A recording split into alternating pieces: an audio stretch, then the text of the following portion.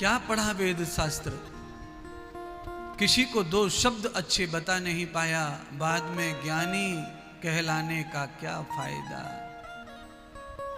कभी गिरते हुए को उठाया नहीं, बाद आंसू बहाने से क्या फायदा। आप में से ईमानदारी से बताना मत, खाली अपने अंदर अंदर सोच लेना ईमानदारी से। आपके घर में कोई बुजुर्ग मरा होगा तो आपने भी नाटक तो किया ही होगा रोने का। कई लोग सचमुच का रोते हैं और कई लोग एक्टिंग करते हैं। वो तो कितने सालों से चाह ही रहे थे कि निकले बुढ़ी, निकले निकले, अब निकल गई, बहू की इच्छा पूरी कर दी एक तरह से मानो।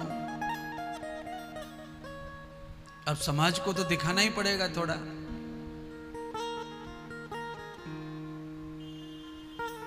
जिंदे पे उसने कभी जी नहीं लगाया था नाम के आगे, और रोते रोते माँ जी, माता जी, अब घर खाने को दौड़ेगा, तुम्हारे घर सूना हो गया माता जी घर। कहे तो सब सही रही है कि घर खाने को दौड़ेगा, क्योंकि जिनको माता जी चाहिए नहीं थी वो बता रहे हैं ये बात, और जिनको माता जी चाहिए थी वो ये नहीं कहते रोते रोते। वो ये कहते हैं कि हम आपके बगैर अब कैसे खुश रहेंगे। आप थे तो घर में रौनक थी, खुशी थी, आप में ही सब कुछ दिखता था, वो ऐसा रोते हैं। और जिनको पसंद नहीं थी दादी, वो कहते हैं कि खाने को दौड़ेगा घर, क्योंकि जिनकी जीवित पर पटती नहीं है, मरने के बाद उनको खूब डर लगता है अकेले में घर में। फिर उनको यही लगता है कि खिड़की खुली रह गई तो दादी घुस आवेगी। अच्छा देखिए, कुछ लोग पढ़े लिखे मूर्ख होते हैं,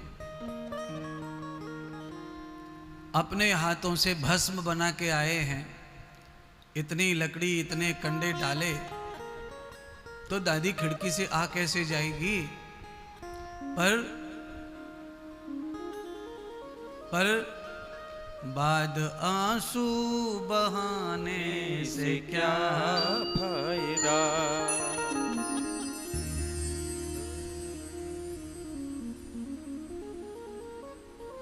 सबके घर में थोड़ा थोड़ा है ये अज्ञान, अव्यवस्था। ऐसा नहीं चाहिए, पर हम क्यों कथा सुनने आते हैं, हम क्यों संत महात्मा को चाहते हैं, हम क्यों गुरु बनाते हैं, क्यों गुरु चाहिए, क्यों बनाना चाहिए। भाई गुरु से क्या लाभ है।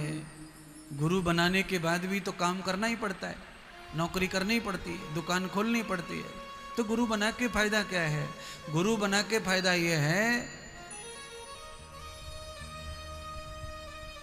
कि आपको पश्चाताप नहीं करना पड़ेगा, पछताना नहीं पड़ेगा, आपका कोई काम शेष नहीं रह जाएगा कल्याण के लिए।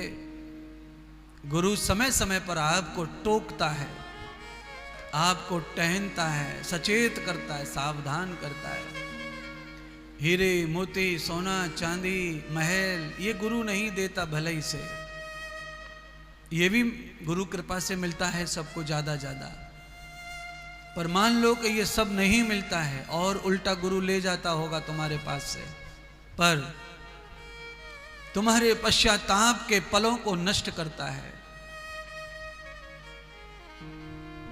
तुम्हारे अच्छे पल अक्षर क्षण तुम्हें प्रदान करता है गुरु। तुम्हारे जीवन के उस घोर अज्ञान को समाप्त करके महान प्रकाश देता है। मैंने अभी कथा में आज इस भजन से पहले आपको कुछ सुनाया था, आज उसी विषय के ऊपर हम कथा को बढ़ाते हैं आगे। साक्षातम किम प्रमाणम,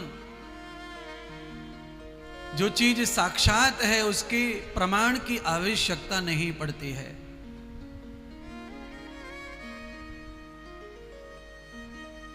और जो प्रमाण साक्षात नहीं है उसका प्रमाण देना पड़ता है। यहां लाकर के एक जीवित तोता बिठा दिया जाए 7 दिन की कथा में, और 7वां दिन जब आए तोता जो है कथा श्रवण करके शरीर को पूरा कर दे, तो फिर कथा में जो कथा लिखी है वो साक्षात दिख जाती है। इस तरह तोते ने अपने शरीर को त्याग दिया। यहां भी तोता आता और कथा सुनता और त्याग देता तो पूरे के पूरे पंडाल को चमत्कार दिखाई देता, तो लोगों का विश्वास और बढ़ जाता कथा के ऊपर। पर ना, ये प्रयोग करने के बाद ही विश्वास बढ़ेगा, ना ना ना ना। कथाएं इतनी सारी लिखी हैं, चरित्र इतने लिखे हैं जिनको सुन के भी विश्वास बढ़ता है, श्रद्धा बढ़ती है, समर्पण बढ़ता है। मानव का जन्म लेकर के क्या फायदा, कभी मानव का काम नहीं किया।